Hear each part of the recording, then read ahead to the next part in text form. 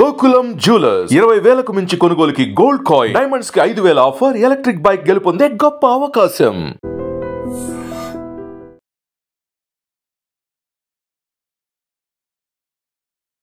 రెండో పెళ్లికి అడ్డు వస్తుందనే కారణంతో 5 నెలల 14 రోజుల పసికందును అడ్డు తొలగించాలనుకున్నారు అమ్మమ్మ తల్లి.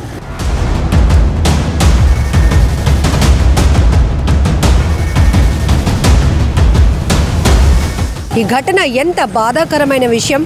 పిఠాపురం మండలంలోని జగ్గయ్య చెరువులో ఈ దారుణ ఘటన చోటు చేసుకుంది.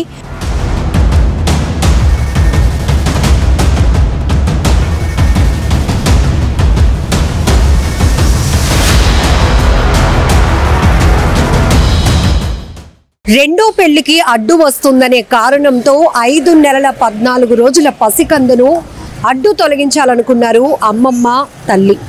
ఈ ఘటన ఎంత బాధాకరమైన విషయం. పిఠాపురం మండలంలోని జగ్గయ్య చెరువులో ఈ దారుణ ఘటన చోటు చేసుకుంది.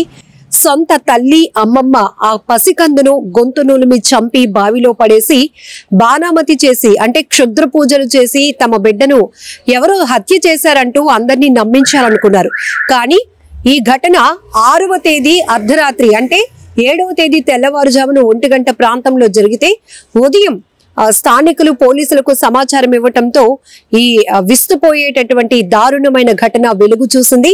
దీంతో పోలీసులు 3 బృందాలుగా ఏర్పడి, ఎందుకంటే 5 నెలల పాపను ఇలా బాణామతి అంటే క్షుద్ర పూజ చేసి చంపాల్సినటువంటి అవసరం గాని పరిస్థితి గాని ఎందుకు ఉంటుందనే కోణంలో 3 బృందాలు 3 టీంలు ఈ కేసు దర్యాప్తు కోసం ప్రయత్నించాయి. అయితే ఆఖరికి పోలీసుల ఇన్వెస్టిగేషన్ లో సొంత తల్లి అమ్మమ్మే ఆ బిడ్డను గొంతు నులిమి చంపి బావిలో పడేసి ఇలా క్షుద్ర పూజలు చేసి ఎవరో హత్య చేశారని చెప్పి నమ్మించే ప్రయత్నం చేశారని తెలిసినాక పోలీసులు ఆ బిడ్డ తాలూకా తల్లి ఎవరైతే శైలజ ఉందో తనని అమ్మమ్మ అన్నవరాన్ని కూడా అదుపులోనికి తీసుకుని రిమాండ్కు తరలించారు.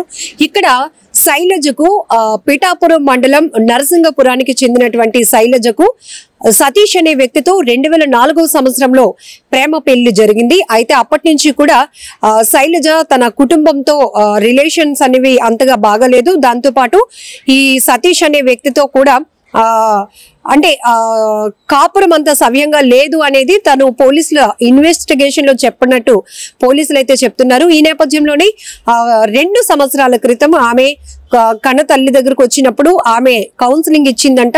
ఎందుకంటే ప్రేమ పెళ్లి కులాంతర వివాహం మనకి ఎందుకమ్మా, ఈ బిడ్డ ఇప్పుడు 5 నెలల క్రితం పుట్టినటువంటి బిడ్డను మనిద్దరం కలిసి అడ్డు తొలగించుకుంటే నీకు మళ్ళీ మన క్యాస్ట్ కి సంబంధించినటువంటి అబ్బాయితో పెళ్లి చేస్తాను అని చెప్పి ఆ తల్లి అన్నవరం ఆ బిడ్డ శైలజను ఒప్పించడంతో ఆఖరికి ఇద్దరు కలిపి పథకం ప్రకారం ప్లాన్ చేసి, అంటే ఇక్కడ కన్న తల్లి మనసు ఎంత కర్కశంగా ఉందో అర్థం చేసుకోవచ్చు. శైలజ వాళ్ళమ్మ తన తల్లిలాగా ఆలోచించింది, కానీ అక్కడ ఓ పసికందును మనం ప్రాణాలను తీయాలి అనుకుంటున్నాం అనేటటువంటి దుర్మార్గపు ఆలోచనతో ముందుకు వెళ్తున్నామని మాత్రం అనుకోలేదు. అలాగే శైలజ గురించి చెప్పుకుంటే ఆ తల్లి చెప్పినటువంటి మాటలు నమ్మి రెండో పెళ్లికి ఒప్పుకొని తన కన్న బిడ్డను, అది కూడా 5 నెలల క్రితం పుట్టినటువంటి బిడ్డను చేతులారా చంపాలి అనుకుందంటే నిజంగా వీళ్ళిద్దరూ మనుషులేనా అనిపిస్తోంది. సో ఇద్దరు ఈ రెండో పెళ్లి కోసమే కేవలం ఇదే ప్రధానమైన కారణం వల్ల 5 నెలల 14 రోజులు ఉన్నటువంటి పసిబిడ్డను గొంతు నులిమి అతి కిరాతకంగా చంపేసి ఆ ఇంటి దగ్గర ఉన్నటువంటి బావిలో పడేశారు. పడేయడమే కాదు, క్షుద్ర పూజలు చేసి ఎవరో చంపేశారని నమ్మించి అందరినీ తప్పుదోవ పట్టించాలనుకున్నారు. కానీ పోలీసులు ఊరుకుంటారా? ఇన్వెస్టిగేషన్ లో కంప్లైంట్ వీళ్ళు ఏ రకమైనటువంటి అనుమానాలు వ్యక్తం చేసినా కూడా అసలు నిజాలు నిగ్గు తేల్చే పనిలో పడ్డారు పోలీసులు. సొంత తల్లి శైలజ అలాగే అమ్మమ్మ అన్నవరం ఈ దారుణానికి ఒడిగట్టారని తెలిసిన తర్వాత ఇద్దరిని కూడా అదుపులోనికి తీసుకున్నారు. సో ఈ జరిగినటువంటి ఘటనకు సంబంధించిన పూర్తి వివరాలు కూడా పోలీసులు వెల్లడించడం జరిగింది. మనం చూస్తున్నాం ఎంత దారుణం.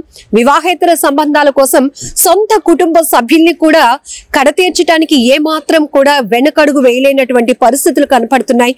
అందులోనూ బిడ్డల్ని అసలు వాళ్ళు ఏం చేశారు? కడుపున పుట్టినటువంటి బిడ్డల్ని కూడా అడ్డు తొలగించుకోవడానికి కొంతమంది మహిళలు అనే కన్నా ఇంకా వాళ్ళని ఏమనాలో కూడా తెలీదు. కన్న తల్లి ముసుగులో ఉన్న రాక్షసులు అనాలేమో.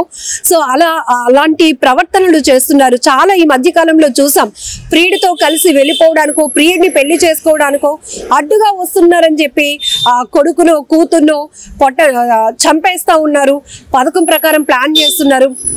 కొన్ని సందర్భాల్లో అయితే ప్రియుడితో కలిసి భర్తను హత్యలు చేయడం, ప్రియుడితో కలిసి కన్నబిడ్డను హత్య చేయడానికి కూడా కొంతమంది మహిళలు, రాక్షసమైనటువంటి మనస్తత్వం కలిగిన మహిళలు అసలు వెనకడుగు కూడా వేయటం లేదు. ఇక్కడ ఈ ఘటన కూడా పిఠాపురం పోలీస్ స్టేషన్ టౌన్ పరిధిలో ఉన్నటువంటి ఏదైతే జగ్గయ్య చెరువులో ఈ దారుణమైన ఘటనలో కూడా కన్న తల్లి అమ్మమ్మ ఇద్దరు కలిపి 5 నెలల 14 రోజులు ఉన్నటువంటి ఒక పసి బిడ్డ ప్రాణాలను అయితే తీసేశారు. ఎంతో దారుణం. ఒక్కసారిగా ఈ విషయం తెలియగానే ఊరంతా కూడా షాక్ అయిపోయింది.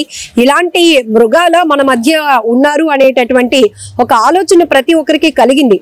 ఒక బిడ్డ ప్రాణం తీయడం అంటే వాళ్ళిద్దరికి ఎంత సులువుగా ఉంది, ఎంత ఈజీగా ఉంది అంటే వాళ్ళు పని అయిపోవడానికి వాళ్ళు పథకం ప్రకారం ఈ బిడ్డ ప్రాణాలు తీయాలనుకున్నారంటే ఇద్దరు ఎంత ప్లాన్ చేశారు కూడా ఇక్కడ అర్థమవుతోంది. దాంట్లోనూ ఇంటి దగ్గర ముగ్గులు లాంటివి అంటే బాణామతి లాంటివి చేసినప్పుడు ఎలా అయితే ఆ ఎన్విరాన్మెంట్ క్రియేట్ చేయాలో అలానే ఇంటి దగ్గర ముగ్గులు వేసి నిమ్మకాయలు పెట్టి ఇలాంటి వాతావరణం క్రియేట్ చేసి వీళ్ళు పోలీసులను కూడా తప్పుదోవ పట్టించాలనుకున్నారు. మా బిడ్డను క్షుద్ర పూజలు చేసి ఎవరు చంపేశారు, బాణామతి చేసేశారు, చంపేసి బావిలో పడేశారని పోలీసుల్ని నమ్మించాలనుకున్నారు. ఇద్దరు కర్కశమైనటువంటి మనుషులు. ఆఖరికి పోలీసులు మాత్రం వాళ్ళ విచారణలో నిజాలు నిగ్గు తేల్చారు. ఇద్దరిని కూడా జైలు పాలు చేశారని చెప్పొచ్చు. చాలా బాధాకరమైన విషయం.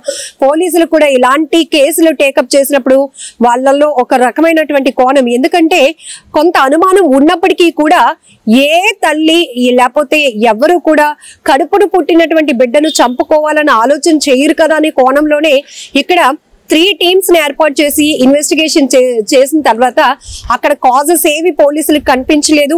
బిడ్డను హత్య చేయాల్సినంత అవసరం ఎవరికి ఉంది అనే విషయం కూడా ఏ కోణంలో కూడా కనిపించకపోయేటప్పటికీ వీళ్ళు చెప్తున్నటువంటి మాటలు ఏవైతే నమ్మించడానికి చేసినటువంటి ఈ ప్రయత్నం పెద్ద డ్రామా పోలీసులకి చివరికి అనుమానం తెప్పించింది.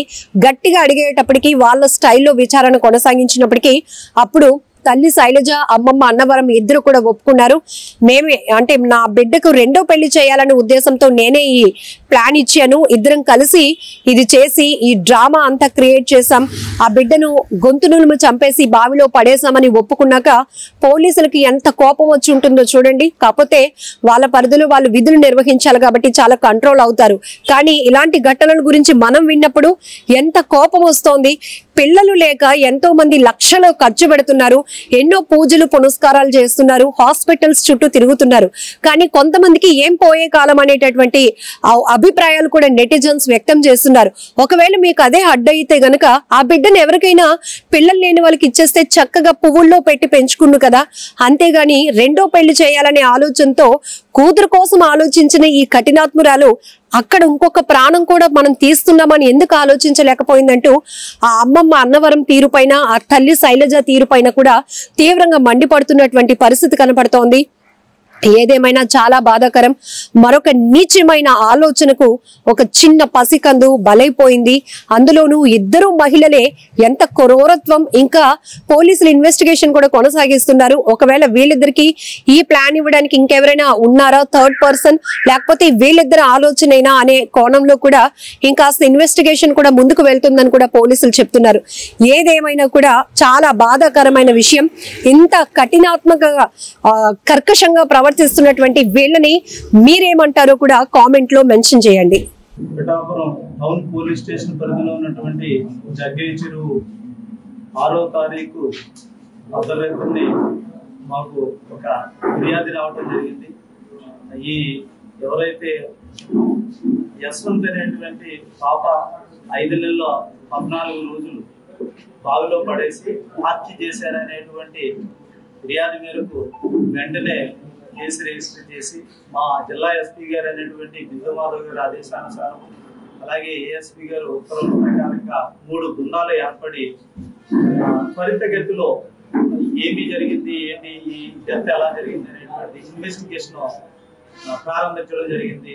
ఎందుకంటే ఆ హత్య జరిగినటువంటి ఏరియాలోని మాకు ఇది ఏదైతే బాణామతి కానీ లేకపోతే చేతబడులు కానీ లేకపోతే చెడుపులు కానీ జరిగి అమ్మాయిని అంటే పసికందుని చంపేశారనేటువంటిది జరగడంతో ఎస్పీ గారు ప్రత్యేక శ్రద్ధ వహించి టెక్నాలజీని ఉపయోగించి క్రూస్ టీమ్స్ రప్పించి అలాగే డాగ్ స్క్వాడ్స్ ని రప్పించి ఆ కేసు త్వరితగతిలో దర్యాప్తు చేయాలనేటువంటిది బృందాలన్నీ కూడా తిరిగిన తర్వాత మా ఇన్వెస్టిగేషన్ లో తేలింది ఏంటంటే కనుక ఎవరైతే ఈ పసికందు యశ్వంత్ని చంపినటువంటిది ఎవరు అనేటువంటిది చూసినట్లయితే కనుక వాళ్ళ అమ్మమ్మ అయినటువంటి అన్నవరం అలాగే తల్లి అయినటువంటి శైలజ ఇద్దరూ కలిసి ఈ హత్య చేసినట్టుగా నిర్ధారించాము.